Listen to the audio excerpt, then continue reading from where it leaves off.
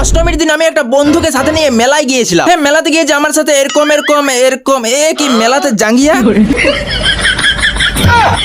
সন্ধ্যাবেলায় হালকা করে রেডি হয়ে বেরিয়ে গেলাম মেলা দেখতে। হ্যাঁ, প্রথমে আমরা চলে গেলাম এই যে ভামুরিয়াতে। আর গাইস, এখানকার থিম ছিল দুবাইয়ের স্বামীনারায়ণ মন্দির। আরে এখানে যা ভিড় কি করে যে তোমাদেরকে দেখাবো। উফ, আর এদিকে গরমটাও লাগছিল প্রচুর পরিমাণে।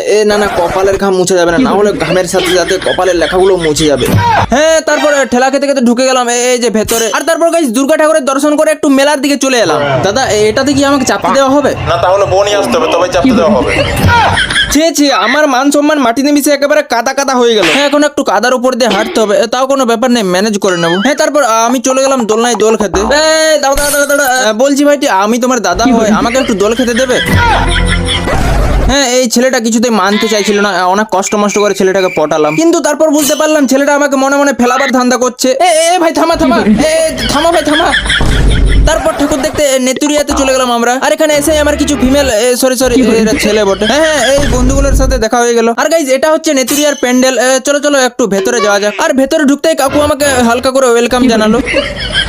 তারপর প্যান্ডেল থেকে বেরিয়ে একটা দোকানে টেবিল ফ্যান কেনার জন্য দাম দর করছিলাম। আরে এটা জাঙ্গিয়া না? মেলাতে জাঙ্গিয়াও পাওয়া যায়। হ্যাঁ, তো এখন একটু টেবিল ফ্যানটাকে হাতে নিয়ে হাওয়া খায়। আর তোমরা তো ওখানে সাবস্ক্রাইব ফলো করে দাও, বুঝলে?